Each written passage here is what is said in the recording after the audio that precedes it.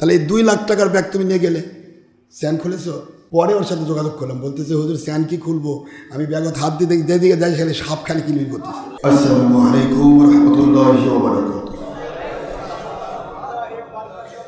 আলহামদুলিল্লাহি নাহমাদুহু ওয়া নাস্তাঈনুহু ওয়া নাস্তাগফিরুহু ওয়া নু'মিনু বিহি ওয়া নাতাওয়াক্কালু আলাইহি ওয়া نعوذ بالله من شرور أنفسنا ومن سيئات أعمالنا من يهد الله فهو المهتدي ومن يضلل فلن تجد له وليا مرشدا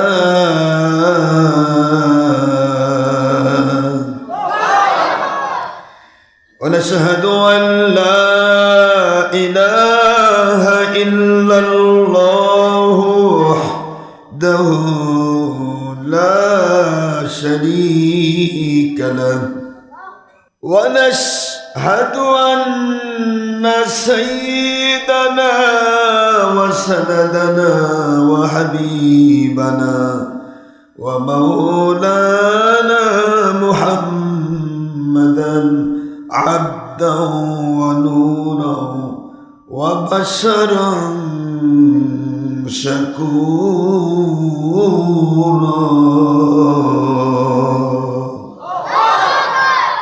وهو رسول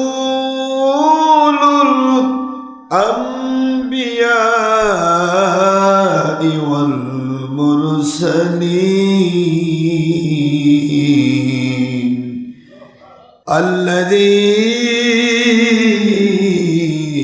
أرسله بالحق شاهدا ومبشرا ونذيرا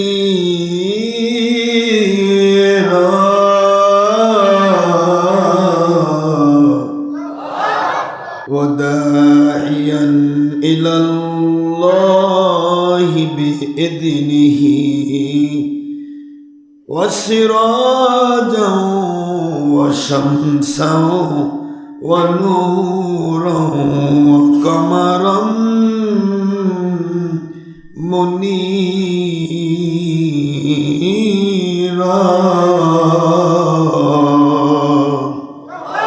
فقد قال الله تعالى في كلامه المجيد وفرقانه الحميد وبرهانه التوحيد والرسالة والولاية والآخرة أعوذ بالله من الشيطان الرجيم بسم الله الرحمن الرحيم إن الله وملائكته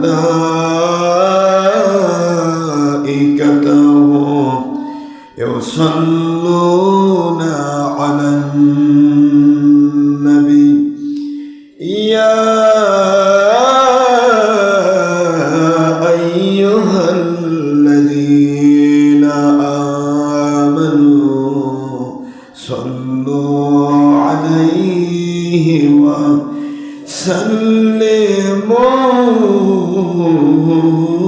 تسليما اللهم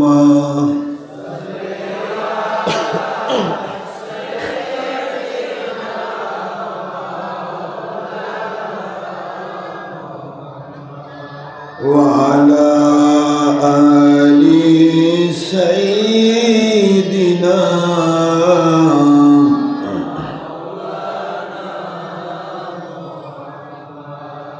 আমরা সবাই বড় বড় গুনাহগার গো নবীজি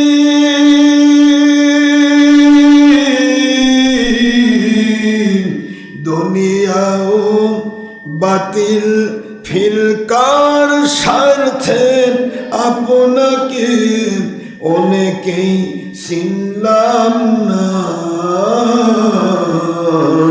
সেই অপরাধে রোজা সরে, সেই অপরাধী বিপদের দিনে সুপারিশ করতে ভুলবেন না। আল্লাহুম্মা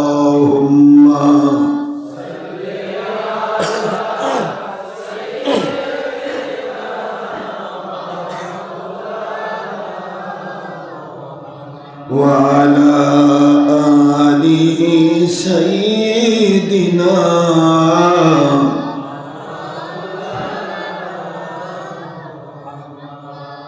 কোথায় রইলেন প্রাণের নবীজি,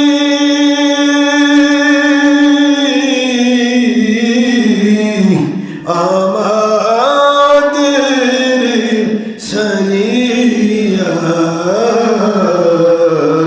কোথায় রইলেন নূরে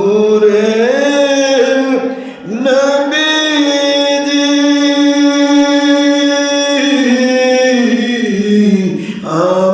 আমাদের সারিয়া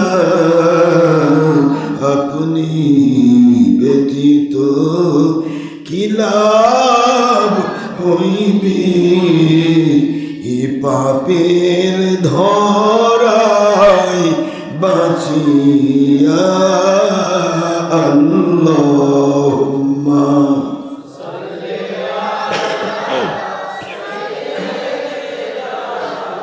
মাওলানা মুহাম্মদ ওয়া আলা আলি সাইয়্যিদিনা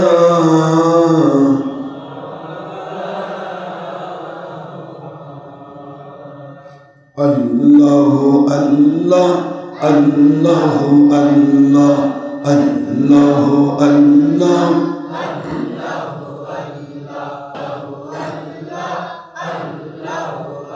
কণ্ঠ থেকে ভালো করে মায়ার সাথে মহব্বতের সাথে বামস্তরের দুয়াঙ্গ মিশে করবের মাকাম, সেখান থেকে আল্লাহকে ডাকুন। একবার আল্লাহকে ডাকলে 70 বার আল্লাহ পাক বলে, আমার বান্দা আমি তোমার পাশে হাজির রয়েছি।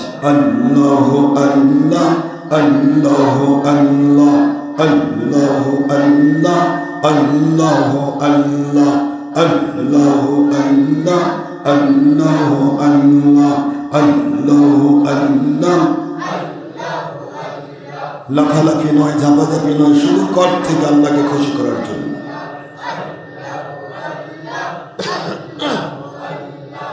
অন্তর হতে ডাকলে আল্লাহ, অন্তর হতে ডাকলে আল্লাহ, সকল গুনাহ মাফ হয়ে যাবে, গয়বি মদদ নাজিল হবে, সকল শত্রু পরাজিত হবে, সকল জায়গায় শান্তি আসিবে, কলবের ময়লা সাফ হয়ে যাবে। আল্লাহ ও নবীজি খুশি হবেন, সকল জায়গায় শান্তি আসিবে, ইবলিস শয়তান পালিয়ে যাবে। আল্লাহ ও নবীজি খুশি হবেন। আল্লাহ আল্লাহ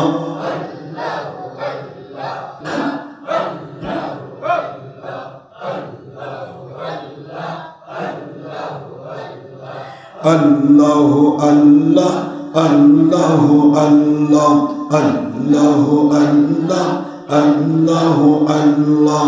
ডেকে ওয়ালি হইলেন যিনি, ডেকে মুর্শিদ হইলেন যিনি,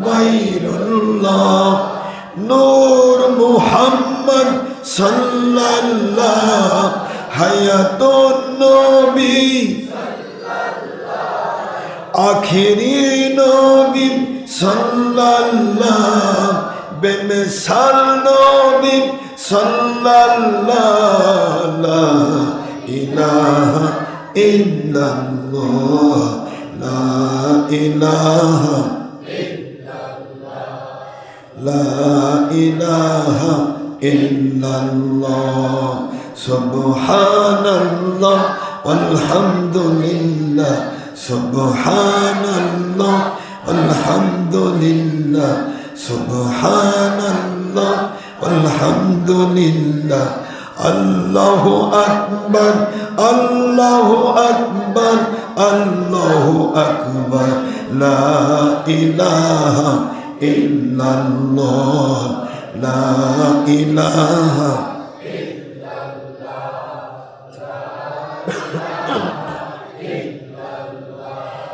লা ইলাহা ইল্লাল্লাহ মুহাম্মাদুর রাসূলুল্লাহ সাল্লাল্লাহু আলাইহি ওয়াসাল্লাম। আলহামদুলিল্লাহ, মহান আল্লাহ সুবহানাহু তাবারাক ওয়া তাআলা খালিক মালিক রব এক ও অদ্বিতীয় আল্লাহ পাক, যার কোনো অবতার নেই, যার কোনো শরীক নেই, যার কোনো অংশীদার নেই, সেই রব্বুল আলামিন ওনার অপার মেহেরবানিতে আশা করি আপনারা এই কর্মমুখর সময়ে ঠান্ডার ভিতরে মহান আল্লাহর দয়ায় ভালো রয়েছেন। আল্লাহ পাকের শকর যে দয়ার সাগর মালিক খালিক রব অত্যন্ত দয়া পরবশ হয়ে আমাদেরকে কাজ কর্ম ফেলে রেখে সময় ব্যয় করার জন্য টাকা পয়সা ব্যয় করে রিক্সা ভাড়া, গাড়ি ভাড়া ইত্যাদি দিয়ে যে মালিক দয়া করে আমাদেরকে জান্নাতের বাগানে কবুল করলেন, আমরা সবাই পড়ছি আলহামদুলিল্লাহ। দরুদ ও সালাম পড়ছি দোজাহানের সৈয়দ সৈয়দুল মুরসালিন ইমামুল মুরসালিন খাতামুন নবিয়্যিন নূর নবী আল্লাহর কোরআন পবিত্র সূরাতুল মায়েদার 15 নম্বর আয়াতের ভিত্তি এবং তাফসিরে ইবনে আব্বাস সাহাবায়ে কেরামের শ্রেষ্ঠ তাফসির, সেই তাফসির ইবনে আব্বাস সহ অসংখ্য দলিল প্রমাণের ভিত্তি, মুসান্নাফ আব্দুর রাজ্জাকের সহিহ মফকুদের হাদিসের ভিত্তি, আমার নবী হচ্ছেন নূর নবী। সুবহানাল্লাহ। সেই নূর নবী হায়াতুন নবী। হায়াতুন নবী কাকে বলা হয়? যিনি এখন আমার আল্লাহর দিদারে মশগুল হায়াতুন নবী হিসেবে। সুবহানাল্লাহ। সূরাতুল বাকারা 154 এবং সূরাতুল আলে ইমরান 169 নম্বর আয়াতের ভিত্তি, সহিহ বুখারী মুসলিম সহ অসংখ্য হাদিসের ভিত্তি, হুজুর পাক সাল্লাল্লাহু আলাইহি ওয়াসাল্লাম সহ কোনো নবী রাসূলগণ বা কোনো ওলিয়া উলিয়া বা কোনো শহীদকে মরা বলা যাবে না। বলুন তো বাবা, মরা বলা, বলুন মরা বলা যাবে। আমাদের নবীজি কি নবী বলুন তো বাবা? সবাই বলেন। সন্দেহ নেই তো? সন্দেহ থাকলে ঈমান থাকবে না। এটা বাতিল ফেরকার আলামত যে নবীজিকে হায়াতুন নবী বলা যাবে না। এটা বাতিল ফেরকার আলামত। বাতিল ফেরকার আমার নবীকে মরা নবী বলে। ইন্নাকা মাইয়াতুন ওয়া ইন্নাহুম মাইয়াতুন। সূরা জুমারের 30 নম্বর আয়াত দিয়ে বোঝাতে চাই যে নবী আপনিও মরে যাবেন, আপনার সাথে যারা থাকবে তারাও মরে যাবে। অথচ তারাই আবার কোরআন বলতেছে, তারাই বলতেছে ওয়ালা তাহসাবান্নাল্লাযীনা কুতিলু ফী সাবিলিল্লাহি আমওয়াতা। যে ব্যক্তি বলতেছে নবী মরা, সেই ব্যক্তি বলতেছে আল্লাহর রাস্তায়, নবীর রাস্তায় যে ব্যক্তির জীবন চলে গেছে তাকে মরা বলো না, বরং মরা বলে কখনো ধারণাও করো না। অন্তরের মধ্যে ধারণাও রাখা যাবে না যে আল্লাহর পথে যারা জীবন দেন তারা মরে গেছে, এটা ধারণাও করা যাবে না। এটা আল্লাহর কোরআনের আইন। সূরাতুল আলে ইমরান 169 নম্বর আয়াত শরীফ, 3 নম্বর সূরা 4 নম্বর পারা, মদিনা অবতীর্ণ আইন। আল্লাহ পাক বলে দিলেন যে আমি আল্লাহ নিজে ঘোষণা দিচ্ছি, আমার পথে, আল্লাহর পথ আর নবীর পথ কি আলাদা বাবা? জোরে বলতে হবে। আল্লাহ পাকের পথ যেটা, নবীজির পথ সেইটাই। নবীজির পথ যেটা হুজুর দেখাইছেন সেটাই আল্লাহর পথ, তাওহীদের পথে রিসালাতের পথ, রিসালাতের পথে তাওহীদের পথ।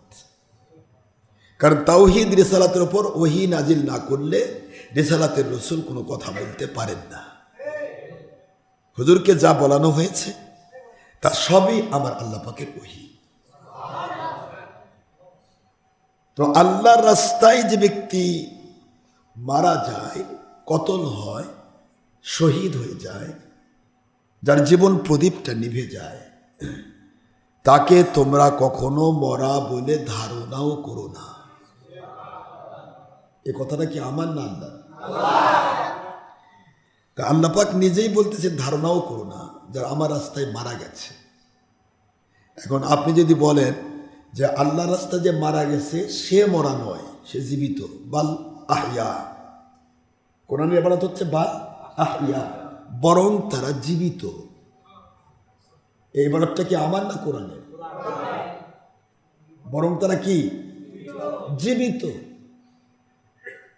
ইনদা রাব্বিহিম ইরযাকুন, তাদের রবের পক্ষ থেকে তারা রিজিক প্রাপ্ত হয়। কি প্রাপ্ত হয়? রিজিক। রিজিক মানে বুঝেন তো, খাবার খাও। মরা মানুষ খায়, আপনি একটা মরা মানুষ দেন তো কেমন খায়? এখানে গপ গপাই খাবে? হ্যাঁ, মরা মানুষ তো খায় না, খায় তো জিন্দা মানুষ। আমরা কি প্র্যাকটিক্যাল বলে দিলেন?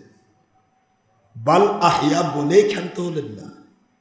বাল আহিয়া মানে বরং তারা জীবিত, বাট দে আর অ্যালাইভ, তারা জীবিত। আর জীবিত তার প্রমাণ ইনদা রাব্বিহিম ইরযাকুন, তারা তাদের রবের পক্ষ থেকে জান্নাতি খাদ্য প্রাপ্ত হন। আল্লাহ রাস্তায় যারা মারা গেল, রসুলের রাস্তায় যারা মারা গেল, তারাই জিন্দা, আর রসুলই বলে সাপ। এই কথাগুলি না বুঝলে বোঝানো যাবে না। বাতিল ফেরকা বুঝবে না বাবা। বাতিল ফেরকা কলিজা টলিজা ফেফসা সব পচে গেছে। পচা কলিজা কখনো ঠিক হয়? আপনি যে বলেন বাবা কিডনি ওটা পচে গেছে, ঠিক হবে কোনো দিন? যেটা পচে যায় সে ঠিক হয় না, এটা ক্যান্সার।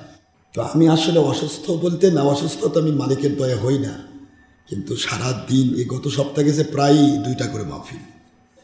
এখন দিন রাতে প্রোগ্রাম করে করে ঠান্ডা, এতে আবার ঠান্ডা গলায় লেগে গেছে। এই গলায় ঠান্ডা লাগার কারণে কথা বলতে কষ্ট হচ্ছে। তারপরেও তো আজকে আবার যেতে হবে।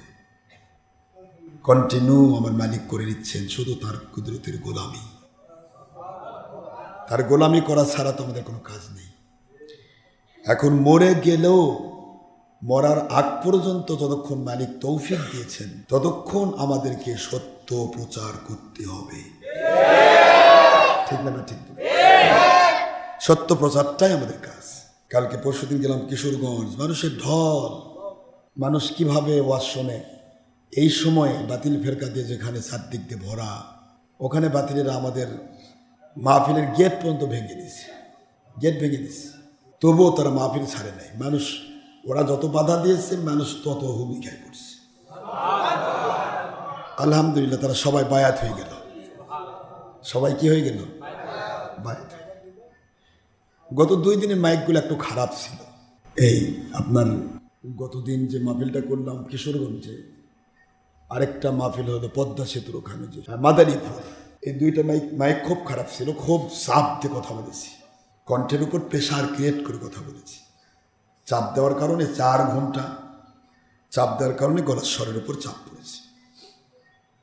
তো আলহামদুলিল্লাহ, আপনাদের দোয়া, মালিক তো তাও কথা বলেই নিচ্ছেন। আলহামদুলিল্লাহ। এখন আমাদেরকে বুঝতে হবে যে বাতিল ফিরকা বুঝুক আর না বুঝুক, আমরা কোনো বাতিলের গোলাম নই, আমরা নবীজির গোলাম। ঠিক না? ঠিক বলি। নবীজির গোলামি যদি কেউ করতে পারে বাবা, মনে রাখবেন সে আল্লাহ পাকের একনিষ্ঠ গোলাম। মাইয়ুতির রাসূল ফাকাদ আতা আল্লাহ, এই কথাটা আমার না আল্লাহ। মান ইউতিইর রাসূল ফাকাদ আতা আল্লাহ।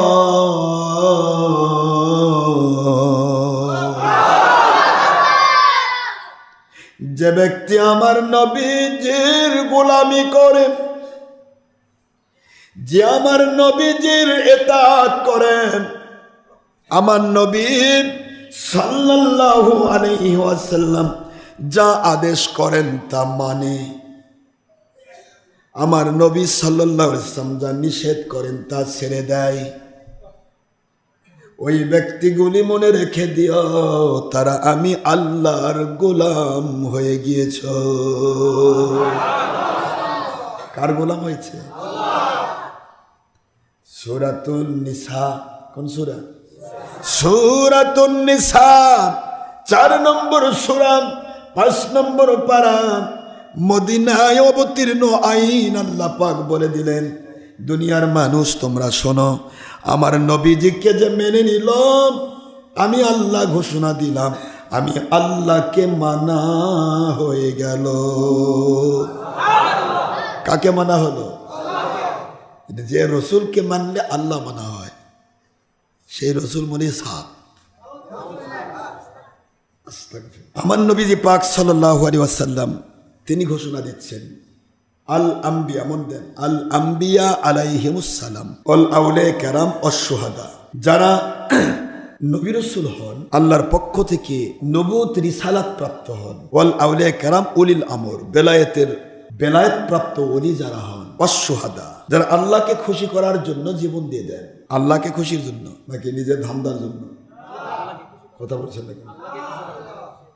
মানুষের বাড়িতে আগুন লাগানোর জন্য, কারো উপর জুলুম করার জন্য, রিক্সাওয়ালার ভলটিপ খুলে দেওয়ার জন্য, গাড়ি পুড়ে দেওয়ার জন্য? এটা জিহাদ নয়, এটা জুলুম। আল্লাহু লা ইয়াহদিল কওমাজ। আল্লাহর কোরআন শোনেন, কোরআনের আইন তো বলবেনই, আগে আইন নিজে মানুন। যে ব্যক্তি আল্লাহর আইন মানে, ও ব্যক্তির পুরা আপাদ মস্তক রাষ্ট্রটা যদি আল্লাহর হয়ে যায়, এই রাষ্ট্রের আন্ডারে যে তার স্ত্রী পরিবার থাকবে, তারা তাকে মানতে বাধ্য হবে। কথাটা বোঝা যায়? কি বলেন তো? মাথা থেকে পা পর্যন্ত এটা কি? এটা একটা রাষ্ট্র। এটা কি? আমার হাত আল্লাহ বিরোধী কাজ করতে চাচ্ছে, আমি করতে দিলাম না। আমার পা আল্লাহ বিরোধী কাজ করতে হেঁটে যেতে চাচ্ছে, আমি যেতে দিলাম না। আমার ব্রেন আল্লাহ বিরোধী চিন্তা করছে, আমি সেটাতে পাত্তা দিলাম না। কথা বোঝেন নাই বাবারা? আমার চোখ আল্লাহ এবং রসুল বিরোধী দিকে তাকাতে বলতেছে, আমি তাকালাম না। আমার হাত পা চোখ কান নাসিকা বলছে নামাজ রোজা হজ জাকাত করিস না, অনেক কষ্ট, কিন্তু আমি পাত্তা দিলাম না, আমি করতেই থাকলাম। আমার চোখ কান হাত পা নাসিকা বলছে তুমি বেশি করে সুদ খাও, খাইলাম না। ঘুষ খাও, খাইলাম না। জেনা করো, করলাম না। জাকাত দিও না, নামাজ পড়ো না, রোজা রেখো না, হজ করো না, ভালো কাজ করো না, মানুষের ক্ষতি করো, মানুষের উপকার করো না, ইত্যাদি রিপু আমাকে তাড়িয়ে নিয়ে বেড়াচ্ছে, কিন্তু আমি তা করতে দিলাম না। এটার নাম এ রাষ্ট্রের মধ্যে ইসলাম কায়েম করা। কথা বোঝেননি? এই হাত দিয়ে যদি অন্যের অন্যায় করি, তাহলে এটা রাষ্ট্র আমি নিজের রাষ্ট্রেই তো আমি অপারগ হয়ে পড়ে আছি, আরেকজনকে কেমনে রাষ্ট্র চালাবো? বুঝতে পেরেছেন বাবারা? যেই মাত্র আমার শরীরকে আমি কন্ট্রোল করব, আমার মাথা থেকে পা পর্যন্ত সব কিছু যখন কন্ট্রোল হবে, তখন আমার পরিবারের সবাই আমাকে মানিয়ে দেওয়া আমার আল্লাহর দায়িত্ব হয়ে যাবে। আমার স্ত্রী আমাকে মানতে বাধ্য, জুলুম করে মানাতে হবে না বাবা। আমার সন্তান আমাকে মানতে বাধ্য, জুলুম করে মানাতে হবে না। আমার মুরিদ মুতাকিদ আমাকে মানতে বাধ্য, জুলুম করে মানাতে হবে না। আমি আজও কি কাউকে কইছি এই দাড়ি কাটিছো কেন, দাড়ি রাখোনি কেন? বলছি এখানে আসলে দাড়ি উঠে যায়। বাবা তোমরা নামাজ পড়ো না কেন? বলছি এখানে আসলে সে নামাজি হয়ে যায়। না, নামাজি হয় না। আমাদের কোনো মুরিদ বেনামাজি আছে নাকি? জানো তো দেখি। আমি তো বেনামাজি মুরিদ পারবো না। এখানে আসলে সুন্নতের ওয়াজ করতে হয় না, আলটিমেটলি সুন্নতের টুপি মাথায় উঠে যায়।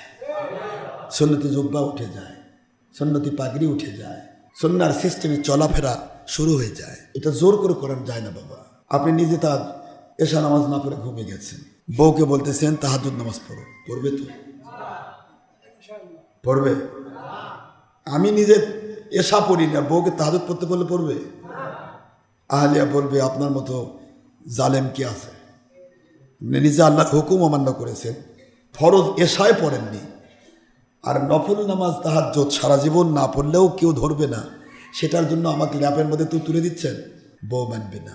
নিজে আমল না করে নিজের স্ত্রীকেও মানানো, মন দিয়ে শুনবেন, নিজে আমল না করে স্ত্রীকে মানানো যায় না। এই জন্য বলছি আগে নিজে আমল করুন বাবারা। নিজে আমল না করে বউকে মানাতে গেলে জুলুম করতে হবে। আর নিজে যখন আমল করবেন তখন আপনার দেখা দেখি আলটিমেটলি আমার মালিক তাদের মধ্যে আমল ঢুকায় দেবে।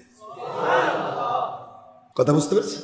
আপনি তাহাজ্জুদ পড়বেন, আপনার আহলে তাহাজ্জুদ গুজার হয়ে যাবে। আলহামদুলিল্লাহ আমরা তাহাজ্জুদ পড়ি, আমাদের আহলে তাহাজ্জুদ পড়ে। আমরা ইশরাক সাজ জাওয়ালা হবেন পড়ি, তিনিও তাই পড়েন। আমরা কখনো নামাজ ছাড়ি না, তিনি কখনো ছাড়েন না। কিন্তু আপনি যদি উল্টাপাল্টা করেন, আমরা ওই পরনারীর সাথে দেখা করি না, আমাদের আহলিয়া চারদিক থেকে পরপুরুষ যদি লাফে বেড়ায় কোনো দিন তাদের দিকে তাকাবে না। এটা হলো নিয়ম।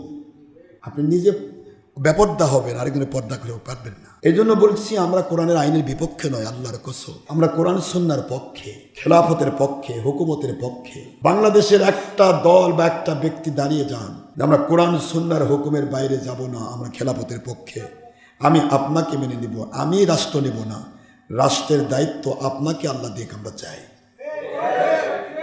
আপনি ধান্দাবাজি করে দল কামাই করবেন, মানুষের ক্ষতি করবেন, জুলুম করবেন, আর আপনি বলবেন আমি ইসলামে আইন মেনে, হবে না বাবা। এটা যতই চেষ্টা করেন, পৃথিবীতে কারো ওপর কেউ জুলুম করে কখনো নিজে, শুধুমাত্র দুনিয়াতে কয়েকদিন একটু রুজি রুটি হয়েছে, কিন্তু আল্লাহ পায়নি। আল্লাহ পাওয়া সম্ভব? সম্ভব নয়। এই জন্য বলছি আমরা সবাই আল্লাহওয়ালা হয়ে যাই। বলেন আল্লাহুম্মা আমিন। কুনু রাব্বানিয়িন, আল্লাহওয়ালা হয়ে যায়। যেই মাত্র আপনি আল্লাহওয়ালা হয়ে যাবেন, ওই মাত্র আমার মালিক বলেন তোমার পরিবারকে আল্লাহওয়ালা বানিয়ে দাও আমার দায়িত্ব। কথা বুঝতে পেরেছেন বাবারা? ইসলামী শরীয়তকে মানতে হবে। তাহলে আমার রসুল কি হায়াতুন নবী না মরা নবী? বলেন হায়াতুন নবী, জিন্দা নবী। আমার নবীজি হলেন জিন্দা নবী, তাই না? তাহলে জিন্দা নবী, আখেরি নবী, সেই নবীজি পাক সাল্লাল্লাহু আলাইহি সাল্লাম বলতেছেন, যে ব্যক্তি আমার সুন্নাত মানে, মন দেন, মানার কথা, মানার ক্ষেত্রে অনেকের কম বেশি থাকবে। মান আহাব্বা সুন্নাতি, যে ব্যক্তি আমার সুন্নাতকে, মন দিবেন, আমার সিস্টেমকে, আমি যেভাবে চলি, আমি যেভাবে চলতে বলি সেইভাবে চলাকে, আমি যেভাবে চলতে নিষেধ করি সেইভাবে চলাতে যে ব্যক্তি নিজেকে গুটিয়ে রাখবে, ভালোবাসবে। আল্লাহর বন্ধু বলেন আমার চলাফেরা, আমার হা আর না, আমার দেওয়া হালাল আর হারাম, আমি যা হা বলেছি তা হালাল কিয়ামত পর্যন্ত, আর আমি যা না বলেছি তা হারাম কিয়ামত পর্যন্ত। সুবহানাল্লাহ। এখন এইগুলিকে যে ভালোবাসবে, আমার কথা, সিস্টেম, আমার চলাফেরা, আমার আদেশ নিষেধ, আমার সুন্নাহর মুজাসসাম নমুনা, এগুলিকে যে ভালোবাসবে, আল্লাহর হাবিব বলেন ফাকাদ আহাব্বানি, সে আমি নবীকে ভালোবেসে ফেলল। কাকে ভালোবাসলো?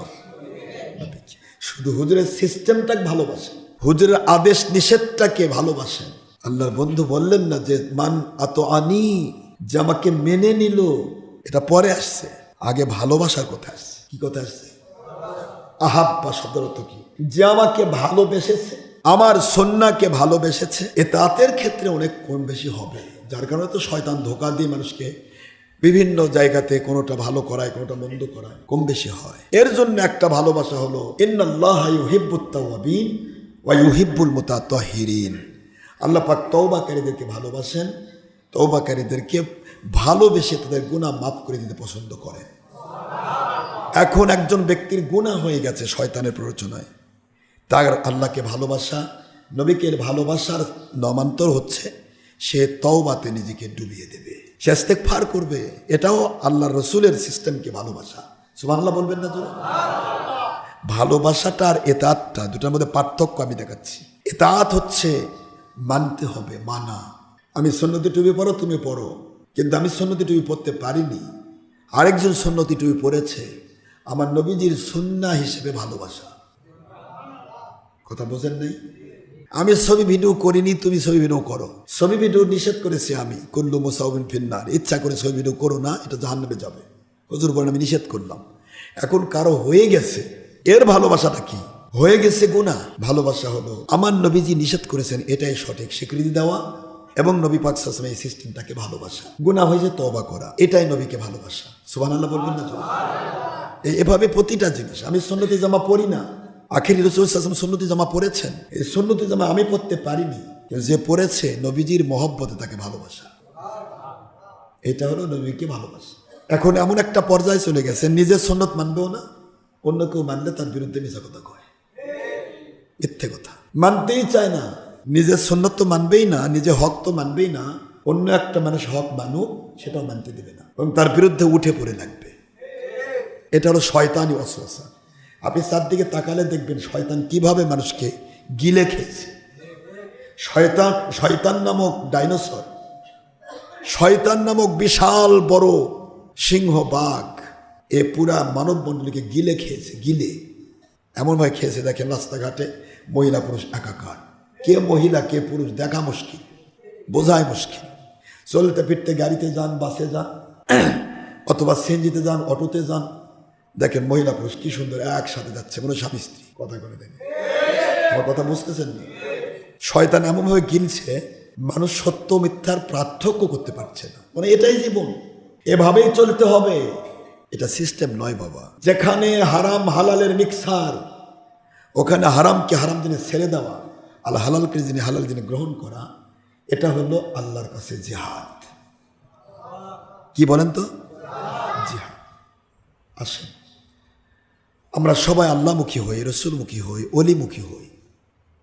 ইয়া আইয়ুহাল্লাযীনা আমানু, হে মুমিনেরা, আতিউল্লাহ, আল্লাহকে মেনে নাও, ওয়া আতিউর রাসূল, আমার রাসূল সাল্লাল্লাহু আলাইহি ওয়াসাল্লামকে মেনে নাও, ওয়া উলিল আমরি মিনকুম, আমার বেলায়েতের ওলিকে মেনে নাও। এই তিনটি আদেশ যেহেতু আল্লাহ, সূরা নিসা 7 নম্বর আয়াত, 4 নম্বর সূরা 5 নম্বর পারা, বদিনাবতুল আইন, এই তিনটি আইনের আওতায় যখন আপনি চলবেন, আমার মালিকের গয়বী মদদ আপনার উপর ঢেলে দেওয়ার দায়িত্ব হয়ে যাবে। আর এই তিনটির বাইরে যখন আপনি চলে যাবেন, আপনি কোটিপতি হতে পারেন, ওই কোটি টাকা আপনাকে শান্তি দেবে না, পেরেশানিতে আপনার জীবন তছনছ হয়ে যাবে। আপনি 10টা সন্তানের মালিক হন না কেন, একটা সন্তান আপনাকে ভালোবাসবে না, তার নিজেকে নিয়ে ব্যস্ত হবে। সন্তান আপনার 10টা, 10 বেটা 10 দেশকে, আপনি বুড়া বুড়ি ঘরের মধ্যে কুদতেছেন, কিছু করার নেই। কিন্তু আপনি আল্লাহওয়ালা হয়ে যান, 10 বেটা যদি, একটা বেটাও যদি হয়, ও আপনার শান্তির কারণ হবে। আপনি আল্লাহওয়ালা হয়ে যান, নবী প্রেমিক হয়ে যান, আপনি কোটিপতি না হন, কমের পক্ষে 10টা কামাই করবেন, ওইটা খেয়ে আপনি শান্তি অনুভব করবেন। আপনার অন্তরে শান্তি ঢেলে দেওয়া আল্লাহর দায়িত্ব হয়ে যাবে। সুবহানাল্লাহ বলবেন? এই জন্য আল্লাহমুখী হওয়া উচিত, আল্লাহ রসুলমুখী হতে হবে, আল্লাহর আইন অনুসারে। ওয়া উলিল আমরি মিনকুম, বেলায়েতের ওলিমুখী হতে হবে আল্লাহর আইন অনুসারে। সুবহানাল্লাহ বলেন। এই জন্য আসুন আমরা আজকে শুধু এইটুকু বুঝতে চাইব যে গড্ডালিকা প্রবাহে গা ভাসিয়ে দিলে হবে না। কে কি করলো বাবা সেদিকে তাকালে, বর্তমান কিন্তু শয়তান দ্বারা আমরা আক্রান্ত। একজন ব্যক্তি শয়তানের দ্বারা আক্রান্ত হয়েছে, মদ খাচ্ছে।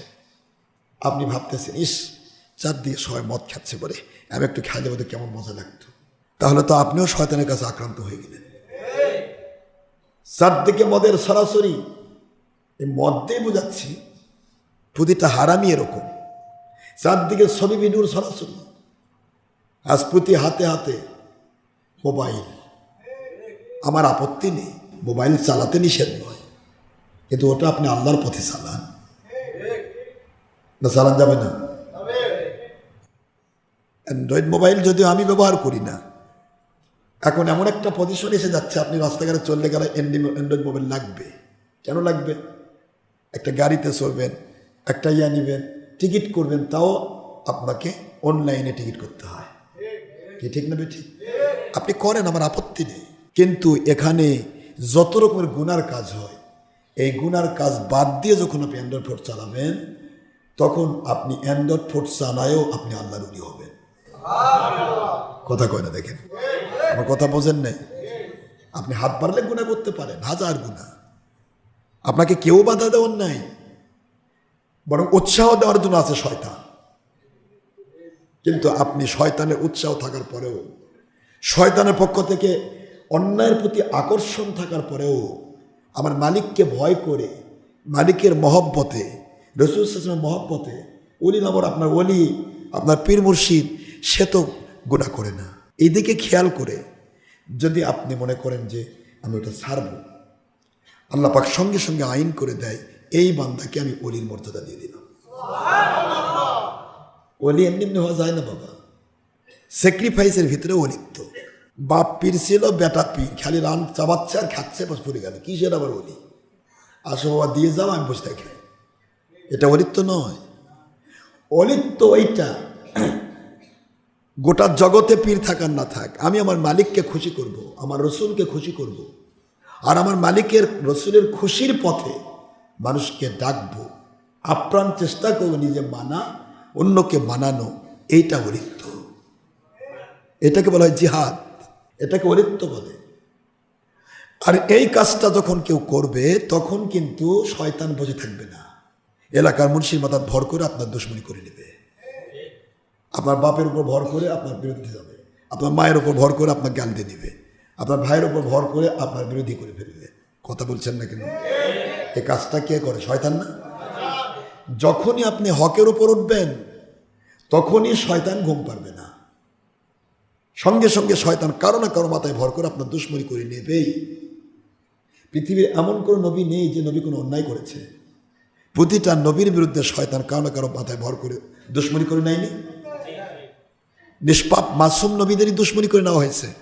আর আপনি যদি হকের উপর থাকেন, তাহলে কেন আপনার দুশমনি হবে না? এখন এই জায়গাতে অনেকে বলে আমরা আমাদের দুশমনি তো সরকার করে, সরকার দুশমনি করে আপনার।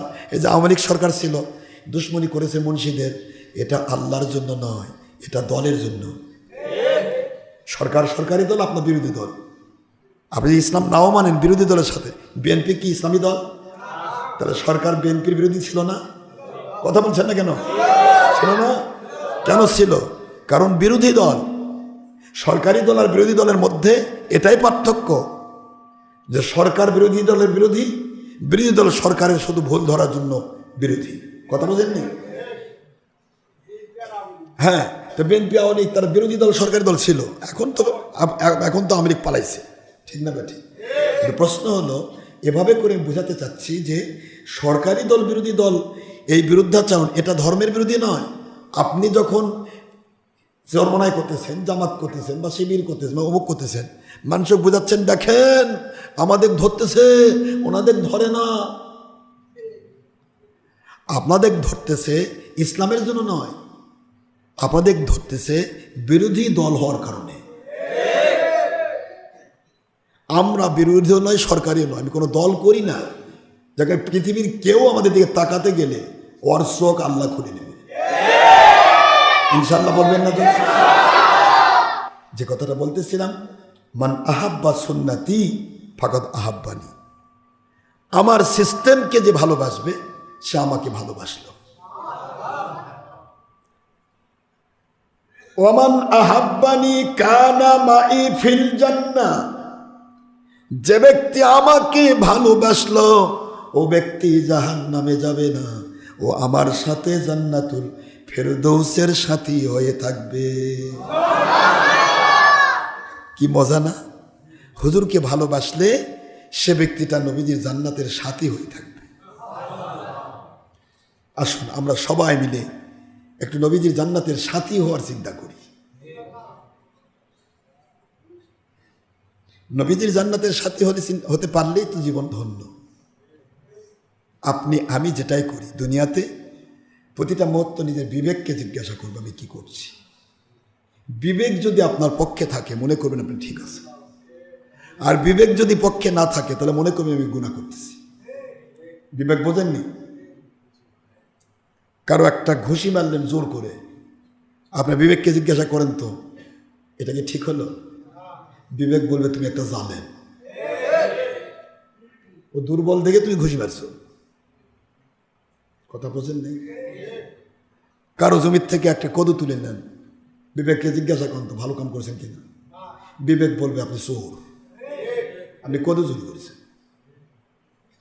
সুদ খাবেন, ঘুষ খাবেন, জেনা করবেন, ব্যভিচার করবেন, বিবেক বলবে তুমি একটা গুনাহগার। ঠিক না? ঠিক বলেন? নামাজ পড়েন নাই, বিবেক বলে তুমি ফরজ তরক করলে। রোজা করেন নাই, বিবেক বলে তোমার ফরজ তরক করলে। হজ করেন নাই, বিবেক বলে ফরজ তরক করেছো। জাকাত ফরজ অপর দিলে না, বিবেক বলে তুমি ফরজ তরক করেছো। পরনের সাথে বেপর্দা হয়েছে, বিবেক বলে তুমি বেপর্দা, তুমি দাউসের জন্য জান্নাত হারাম। বিবেক কোনো জায়গাতে আপনাকে ফাঁকি দিবে না। আপনি হক পথে চলবেন, আপনার উপরে আল্লাহর যেমন গয়বী মদদ নাজিল হবে, শয়তান তেমনি বসে থাকবে না, ও এক একজনের উপর নাজিল হয়ে আপনার বিরুদ্ধাচরণ করে নিবে। এটা মনে রাখতে হবে। আপনি যখনই হকের উপর উঠবেন মনে রাখবেন আপনার বিরুদ্ধে লোক লেগে গেছে, মনে রাখবেন আপনি হক কথা বলতেছেন। আপনার বিরুদ্ধে কোনো লোক নেই, সবাই ভালোবাসে, চোরও ভালোবাসে, ডাকাতও ভালোবাসে, দুনিয়ার সব খারেজি ওয়াহাবি বাতিল 72 সব আপনার কোলের মধ্যে ঘুম পাড়ায়। তাহলে বুঝবেন যে আপনি হকের উপর ওঠেন নাই। হকের উপর যে উঠবে তার একটা স্তর আছে, উঠতে হবে তাকে নিজে। গয়বী মদত করবেন আল্লাহ। চারদিকে শয়তানের সরাসরি লাফালাফি, 72 দুশ্মনী করবে, একটা লোক হলেও তার পক্ষে থাকবে। আর ওই একটি লোক, আর সে আল্লাহ রহমত প্রাপ্ত, আল্লাহ পাকের রহমত প্রাপ্ত, মহব্বত প্রাপ্ত, গজব মুক্ত, আখেরাতে জান্নাত প্রাপ্ত। এটা মনে রাখতে হবে। আমরা যখনই আল্লাহমুখী হব, রসুলমুখী হব, হক প্রত্যাশী হব, তখনই মনে রাখবেন আপনার চারদিকে কাঁটা বিছানো পথ। আপনার মায়ের উপর ভর করে বলবে শয়তান, কারণ মা তো জানে না ভালো মন্দ। মা বলবে বাবা শুনলাম তুই বলে কোনো ভন্ডের কাছে গেছো, বলবে না? হয়তো সাদ বিন আবি ওয়াক্কাসকে বলে নাই, এই সাদ বিন আবি ওয়াক্কাস তুমি কোন ভণ্ড নবীর কাছে গেছো? নাউজুবিল্লাহ, মা বলেছে। কিন্তু সাদ বিন আবি ওয়াক্কাস কি বলবেন? মা, উনি ভণ্ড তো দূরে থাক, সারা পৃথিবী সৃষ্টি হতো না আখেরি নবী ছাড়া। তার মতো চরিত্রবান মানুষ আর কোথাও পাবেন না মা। কিন্তু আপনার উপর ভর করেছে আবু জাহেল এবং ইবলিস শয়তান। আখেরি নবীর বিরুদ্ধে মার মধ্যে দিয়ে বলাচ্ছে। আবু বকর রাদিয়াল্লাহু আনহু যখন রাসূল পাক সাল্লাল্লাহু আলাইহি ওয়াসাল্লামের কাছে বায়াত হলেন, তখন আবু বকর রাদিয়াল্লাহু তাআলা আনহুর মা বাবা খেপে যায়নি? মা বাবা তাকে অত্যাচার করে নিল, কিন্তু আবু বকর রাদিয়াল্লাহু কি একটু পিছে গেছেন? তাহলে মার বাবা আল্লাহ রসুল এবং অলির পরেই মাকাম, মা এবং বাবা। এই কথাটা অনেকে বোঝে না। আইন মানার ক্ষেত্রে আল্লাহ পাকের আইন ফার্স্ট, আল্লাহকে মানার জন্য রসুলকে মানতে হবে সেকেন্ড, আল্লাহকে মানার জন্য উলিল আমর বেলায়েত উলিকে মানতে হবে থার্ড। মা যদি বলে বেলায়েত উলি মানিস না, মানা যাবে না। মা যদি বলে রসুল মানিস না, মানা যাবে না। মা বাবা যদি বলে আল্লাহ মানা যাবে না, মানা যাবে না। কথা বোঝেন নাই? তাদের স্থান হলে 3টার পর, আদেশ মানার ক্ষেত্রে 3টার পর, আর ইহসান করার ক্ষেত্রে আল্লাহর পরেই নবীর পরেই মা বাবা। অবিল ওয়ালিদাইনি ইহসানা, সঠিকভাবে ব্যবহার করবে, মা বাবার সাথে ভালো ব্যবহার করবে, কখনো যদি তোমার কথায় কষ্ট না পায়, তোমার দ্বারা যেন ব্যথা না পায়, এভাবে ইহসানের সাথে মা বাবার খেদমত করবে। খেদমত করার ক্ষেত্রে আল্লাহ এবং রসুল সাল্লাল্লাহু আলাইহি সাল্লাম সবসময়, রসুল তো আপনি পাশে পাবেন না, খেদমত কার করবেন? রসুলের খেদমত যদি করতে চান তাহলে আপনাকে ওলিল আমর সেকেন্ড থার্ড কন্ডিশন, ওলির কাছে যেতে হবে, ওলির খেদমত করতে হবে। এটা রসুল খেদমত করার শামিল। আর মা বাবার খেদমত এটা আল্লাহর আইন হিসেবে করতে হবে, কিন্তু আল্লাহ, রসুল এবং মুর্শিদ কিবলার উপরে নয়। এটা আল্লাহর আইন। এক জায়গায় আল্লাহ 3টা আইন দিয়েছে, আতিউল্লাহ, আতিউর রসুল, উলিল আমর। মা বাবা আছে? কথা করে দেখেন, আছে মা বাবা? ভাই আছে? কি আপনার দলের কোম্পানির কোনো কেউ আছে? না, উলিল আমর। উলিল আমর। সেদিন এক জামাতে এক ভাই করছে, ভাই আমরা তো পীর ধরি না, আমরা উলিল আমর আমির সাথ ধরি। আমি তো ঠিক আছে, আপনার আমির সাহ যদি সত্যিকার আল্লাহওয়ালা হয় তার সাথেই তো আপনার হাসর হবে। আপনার আমির সাহ যদি ভিডিও করে উনিও জাহান্নামে যাবে, আপনাকেও নিয়ে যাবে। আমির তো আপনি পীর মানেন না আমির মানেন? প্রয়োজন বোধে আমিরের অর্ডারে পীরের বাড়িতে আগুন লাগিয়ে দেবেন, ওটা মানা যাবে, কিন্তু পীর মানা যাবে না। কপাল পুড়ে গেছে আপনার। আপনার আমিরের মর্যাদা কত দূরে। উলিল আমর কাকে বলা হয়? আপনি কি জন্য আমির মানবেন?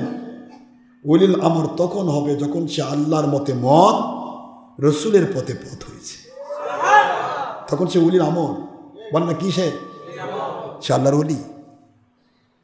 এই জন্য উলিল আমর মানার ক্ষেত্রে উলিল আমর আর মা বাবার মধ্যে পার্থক্য হচ্ছে, মা বাবা যদি কাফেরও হয় মা বাবার সাথে দুর্ব্যবহার করা যাবে না, মা বাবাকে বাদ দেওয়া যাবে না, মা বাবাকে ভালোবাসতে হবে, কিন্তু মা বাবার কোনো হুকুম আল্লাহ এবং রসুল বা অলির বিরুদ্ধে মানা যাবে না। এটা উলিল আমর। আর উলিল আমর যদি আমার রসুল বিরোধী হয় তাহলে ওকে 3 তালাক দেওয়া লাগবে, 1 তালাক না। কথা করে দেখে আমার কথা বোঝেন নেই? মা বাবাকে বাদ দেওয়া যাবে? যাবে না, মা বাবা বাদ দেওয়ার সুযোগ নেই। আর উলিল আমর যদি উলিল আমর দাবি করেছে সে নবীর দুশমন, সে অলির দুশমন, সে ভণ্ডামি করছে, সে নামাজ কালামে ধার ধারে না, বা সুদ ঘুষের মধ্যে ব্যস্ত, বা ছবি টিভি নিয়ে ব্যস্ত, মহিলার সাথে ব্যাপারদানে ব্যস্ত, মানুষের উপর জুলুম করার আদেশ করতেছে, মানুষের ক্ষতি করার আদেশ করতেছে, বোঝা যাবে এটা উলিল আমর নেই, ওকে 3 তালাক দেওয়া লাগবে। চুল ডাইট কলপ লাগাইছে, নেল পালিশ লাগাচ্ছে, উল্কি আঁকাচ্ছে, হিংসা অহংকার বিদ্বেষ লোভ মিথ্যাচার নিয়ে ব্যস্ত হয়ে গেছে, বোঝা যাবে উলিল আমর নেই, তাকে বাদ দেওয়া যাবে। কিন্তু মা বাবা যদি কাফেরও হয় বাদ দেওয়া যাবে না, কিন্তু তাদের হুকুমে আল্লাহ এবং রসুল বা পীর মুরিদ কোনো কাজ করা যাবে না। কথা কি বোঝা গেছে বাবা? আসুন আল্লাহ সবাইকে বোঝা তবে দিন। আমরা একটু নামাজে চলে যাব। আপনাদেরকে ধীরে ধীরে আল্লাহ যদি দয়া করে আমরা আরও ধীরে ধীরে এগিয়ে নিয়ে আসি। এখন নামাজ পড়বো। আমরা সবাইকে এই কথাটা আল্লাহ বোঝার তৌফিক দিই যে আমরা যে সময়টুকু দিচ্ছি এটাও কিন্তু আল্লাহকে খুশি করার জন্য দিচ্ছি। কাকে খুশি করার জন্য? এই সময়টা যেটা গেল, আপনারা বাড়িতে গেলে আপনি বলবেন, অনেকে বলে যে হালাল রুজি কামাই করা ফরজ। আচ্ছা, জুমার দিন আপনার কি হালাল রুজি কামাই করা আছে? বলেন যে এখান থেকে যারা এই যে 1:30টার সময় নামাজ পড়বে, 1টার সময় নামাজ পড়বে, বাড়িতে চলে গেল, ওই বাড়িতে কি হালাল রুজি কামাই করতেছে? চাকরি আছে? ব্যবসা? কিচ্ছুই তো নেই। কি হালাল রুজি করতেছে? বরং যা টিভির মধ্যে বসছে হালাল রুজি, বরং সে মোবাইল নিয়ে ব্যস্ত হয়ে গেছে, পরনারীর সাথে ব্যবহার হচ্ছে। আপনি বোঝা পাচ্ছেন আমার কথা? তাহলে আজকের দিনে কমের পক্ষে আল্লাহকে খুশি করার জন্য 1 ঘন্টা টাইম আপনি যদি দিতে পারেন, এটা আপনার জন্য 700 ঘন্টা বরাদ্দ হয়ে থাকবে আল্লাহ। এই জন্য হুজুর সাল্লাল্লাহু আলাইহি ওয়াসাল্লাম আইনটা কিভাবে দিলেন দেখেন। হুজুর শুধু দেখতে চাইলেন, হুজুর তো বলবেন না, দেখতে চাইলেন, দেখি আমার উম্মতেরা কে কতটুকু করে।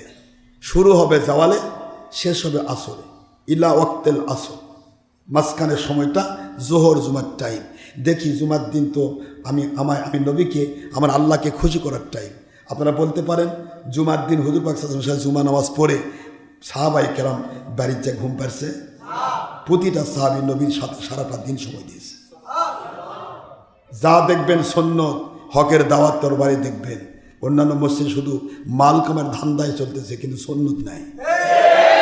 বিশ্বাস না হয় চ্যালেঞ্জ করেন, চ্যালেঞ্জ করেন। নামাজের টাইম এশার নামাজের টাইম আসতেছে 7টায়, খালি টাইম আসতেছে দেখেই আজান। নামাজ পড়লো, দিল দু, যার কামে হয়তো ইমাম সাহেব একবার টিভি দেখতেছে, নয়তো বা ছবি ইউটিউব বা টানাটানি করতেছে, নয়তো বা কারো বাড়ির যাতে বেশি চোখ পড়াচ্ছে। আর আমরা এখানে করি কি? একটা চিন্তা করেন। বানায় বানায় গল্প করি? যা করি আমার আল্লাহকে খুশি করার জন্য করি। এক জামানা সোবতে বাউলিয়া বেতেরা যে সাত চলে তো আদ বেরিয়া। একটি ঘন্টা কাল যদি আমার কোনো হক্কানি ওলিয়া উলিয়ার দরবারে কাটাতে পারো, শুধু আল্লাহকে খুশি করার জন্য কাটাতে পারো, ওই ব্যক্তিকে এক নয় দুই নয় 100 বছর বেরিয়া নফল নামাজ রোজার চাইতে উত্তম বদলা দেওয়া হয়।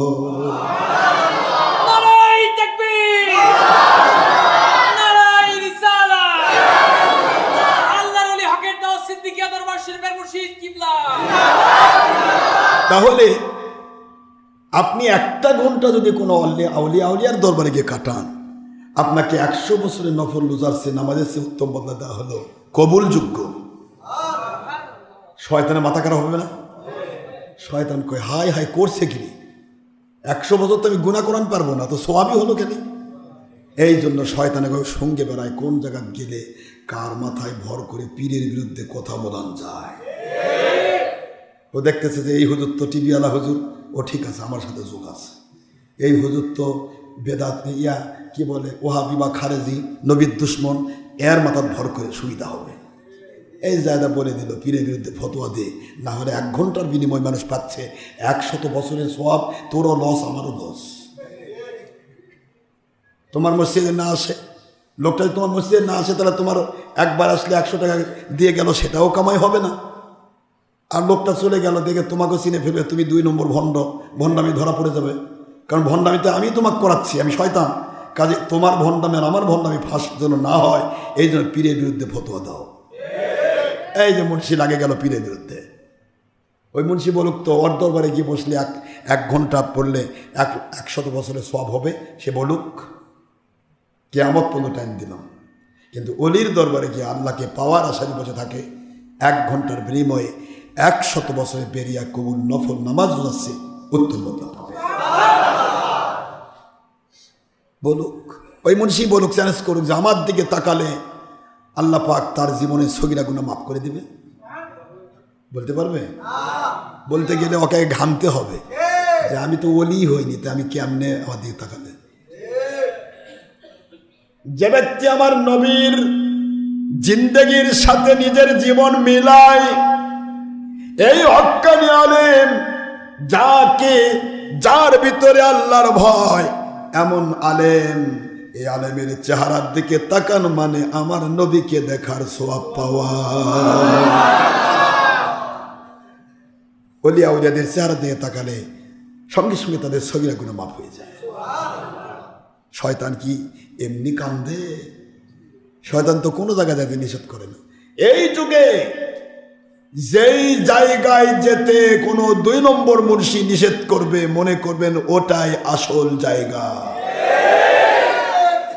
কোনো 2 নম্বর মুন্সি তো হাউজির বিরুদ্ধে বললো না, এই আমেরিকা সরকার হাউজি লাগাইছে, বাণিজ্য মেলা যাওয়া যাবে না, বরং আর ওই নিজেই যায়। আবার অলির দরবারে যাওয়া নিষেধ করে। কত যাত্রা হচ্ছে। এই আলতাফুন্নেসা মাঠের নাম খেলার মাঠ। কথা বলছেন না কেন? খেলা ইসলামের সাথে হারাম না হালাল?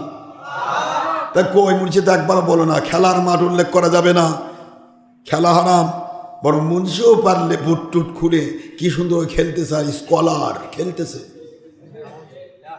ও খেলতেছে। হারামের বিরুদ্ধে কোনো ফতোয়া মুন্সির নাই, টিভির বিরুদ্ধে মুন্সির ফতোয়া নাই, সবই ভিডিওর বিরুদ্ধে ফতোয়া নাই, পার্লারে জায়েজ করে দিবে। কিন্তু আলতাফুন্নেসা মাঠে ডক্টর আশরাফ সিদ্দিকীর মাহফিল হওয়া যাবে না, আমাদের সকল শয়তানি এবং ভণ্ডামি ফাঁস হয়ে যাবে। এরা যদি কোনো ওলিয়া উলিয়ার কাছে যেতে নিষেধ করে, বুঝবেন যে ওটাই আসল, এরাই নকল। কথা বুঝতে পেরেছেন? আমি শুধু আপনাদের বোঝাতে চাচ্ছি, কম্পেয়ার করুন, কম্পেয়ার করতে হবে। এখানে পৃথিবীতে এসেছে আল্লাহর গোলামি করার জন্য, কোনো ব্যক্তি বা দলের গোলামি নয়। আল্লাহর যে যত বড় গোলাম হবে তার মর্যাদা আল্লাহ তত বড় মাকামের, বড় ওলিয়া উলিয়ার মাকাম দান। আপনি আমি আমরা সবাই আল্লাহর পথে আছি। এই গতদিন সেদিন আমি যাইতে একটা অকারেন্স ঘটল। আমি সিএনজিতে উঠছি, সিএনজিতে উঠে সিএনজিওয়ালা আমাকে নিয়ে গেল। তো এখান থেকে বাস পর্যন্ত গেলাম, যাবো আমি ময়মনসিংহে যাব। তো আমি তো আমার ব্যাগের ভিতরে আমার সব কাপড় চোপড়, টাকা পয়সা, ওই দিন ব্যাগে ছিল প্রায় 1.5 লাখ টাকা। তো সব কিছু নিয়ে মোটামুটি আমার মোবাইল আমি পকেটে রাখি না, রাস্তাঘাটে পকেট থেকে তুলে নেই, পড়ে যায়। তো মোবাইল যত আছে সব ব্যাগের ভিতর। তো আমি এই সেনজিয়ালা টাকা দিব নেমে দেখি পকেটে খুচরা টাকা তোলার মনেই নেই। তো ব্যাগ থেকে 50,000 টাকার একটা তোলা আছে, নতুন টাকা। ওখান থেকে একটা 500 টাকার নোট তুলে ওকে বললাম যে ভাই আমার তো টাকা নেই, খুচরা নিয়ে আসতে পারিনি, তুমি একটু দেখো তো কোথাও ভাঙ্গে টাঙ্গে পাওয়া যায় কিনা। না হুজুর এখন কে দিবে, 500 টাকার ভাঙ্গে কে দেয়। আমি কিন্তু ওকে বলতে পারতাম ঠিক আছে তুমি থাকো আমি দিচ্ছি, তা বলিনি। 10 টাকার জন্য বলবে এই দেখে হুজুর দিবে না, দেখে পারে যাচ্ছে। তা আমি বললাম ঠিক আছে আমি যে জুতার দোকানে যাচ্ছি, এখানে সেনজি, এখানে জুতার দোকান। তো দোকানে আমি জুতা কি করবো, কিনবো কি, তাই কেনার তো কিছুই নেই আমার। তাতে একজোড়া জুতা নিয়ে তাও এক কামড় লাগে, একদিনের জন্য হলো। তো জুতার দোকানে এই টাকা দিয়ে খালি ভেঙে নিয়েছি, এর মধ্যেও নেই। আমার ব্যাগ তাড়িয়াতেই রাখলাম এই কারণে, তাকে বললাম তুই ব্যাগটা দেখো, এখানেই তো, এখানে। এখন ও যদি সিএনজি টান দিয়ে নিয়ে যায়, এখন তাকে আটকান পারবেন? এটা হয়তো বলবেন যে হুজুরের বোকামি, আমি বোকামিও করিনি, আমি দেখতেছি ওই কী করে। তো ব্যাগরিতে আমি যেখানে বসছি সেখানে রাখছি, আমি আর কেউ নেই, ওনারা সব চলে গেছে। তারপরে আমি দেখি নাই। তা আমি ভাবলাম যে তাহলে তো ব্যাগ চলে গেল, এখন কেমনে যাবো? ব্যাগের মধ্যে আমার জুব ব্যাগ যত কিছু সব ব্যাগের মধ্যে। তো চিন্তা করি কীভাবে যাবো, ব্যাগের মধ্যে চাবিও, দরবারের চাবিও ব্যাগে। না আসতে পারতেছি দরবারের দিকে, না যেতে পারতেছি মাহফিলের দিকে। শুধু আস্তে করে বিসমিল্লাহি তাওয়াক্কালতু আলাল্লাহ এবং রাসূল পাক সাল্লাল্লাহু আলাইহি ওয়াসাল্লাম দোয়া পড়ে আস্তে করে বসে রইলাম। 1 ঘন্টা পর সে আসলো, এসে কয় হুজুর ব্যাগটা নেন।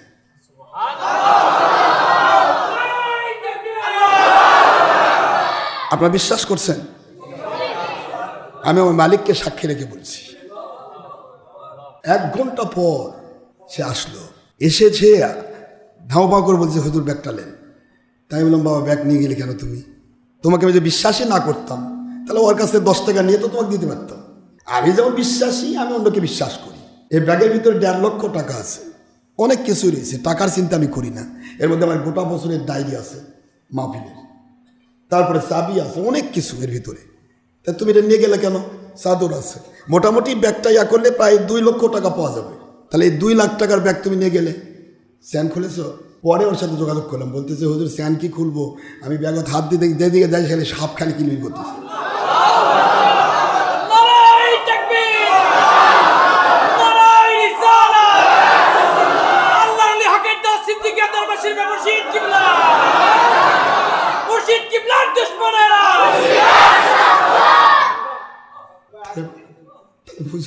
আমাদের তো কোনো কাজ নেই, আমরা তো মালিকের গোলাম। সে বলতেছিল হুজুর আপনি ব্যাগটা দয়া করে নেন। আমি ব্যাগে হাতও দিতে পারিনি, সে ব্যাগটা রেখেছে।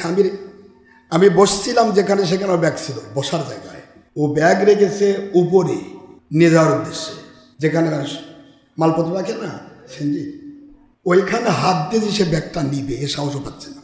ওইখানে হাত দিয়ে ব্যাগটা যে আমার হাতে দিবে এ সাহসই পাচ্ছে না। সে কি দেখতেছে? তাই বললাম তুমি এটা ভুল করেছো। কয় হুজুর আমি চূড়ান্ত ভুল করেছি, আপনার নতুন টাকা বের করে দিলেন, দেখলাম ভুল করে ফেলছি। যাই হোক ভুল করেছে, আমি মাফ করলাম, পরবর্তীতে এরকম আর কখনো করো না। পরে 10 টাকার ভাড়াওকে 50 টাকা দিয়ে দিলাম, যাও। তাও তুমি খুশি তো? হুজুর টাকা দেওয়া লাগবে না, তুমি নিয়ে যাও। এই যে ব্যাগ নিয়ে আমি ময়মনসিংহ চলে গেলাম। ময়মনসিংহ গিয়ে আমার রাত 11টা বাজে। আর 11টার সময় মাহফিলে যাওয়া মানে মানুষ তো মাহফিলে গিজ করতেছে, সবাই অপেক্ষা করছে হুজুর আসতেছে। প্রশ্ন হলো যে আমরা তো অলি না, অলিদের পথে চলার জন্য একটু প্রচেষ্টাকারী গোলাম। এই গোলামদেরকে যদি আল্লাহ এভাবে কন্ট্রোল করেন, এভাবে সাহায্য করেন, তাহলে সত্যিকার অলি হয়ে যায়, তাদেরকে আল্লাহ কেমন ভালোবাসে। এই জন্য আল্লাহ বলেছেন কুনু রব্বানিয়িন, তোমরা আল্লাহওয়ালা হয়ে যাও। কুনু মা'আস সাদিকিন, সত্যবাদী আল্লাহর অলিদের সাথে হয়ে যাও, কারণ তোমাদেরকে আল্লাহ পাক মর্যাদা দিতে চান। তুমি যেমন মানুষের পিছে ঘুরবে, আল্লাহ পাক তোমাকে তেমন মানুষের সাথে হাসিল করাবে। ওমা আলাইনা ইল্লাল বালাগুল মুবিন। হাদা মা ইনদি মা ইনফাদ ওমা ইনদাল্লাহি ওয়া রাসূলিহি সাল্লাল্লাহু আলাইহি ওয়াসাল্লাম। সুবহানাকা আল্লাহুম্মা বিহামদিকা আশহাদু আল্লা ইলাহা ইল্লা আনতা আস্তাগফিরুকা ওয়া আতুবু ইলাইক। আসসালামু আলাইকুম ওয়া রাহমাতুল্লাহি ওয়া বারাকাতুহু।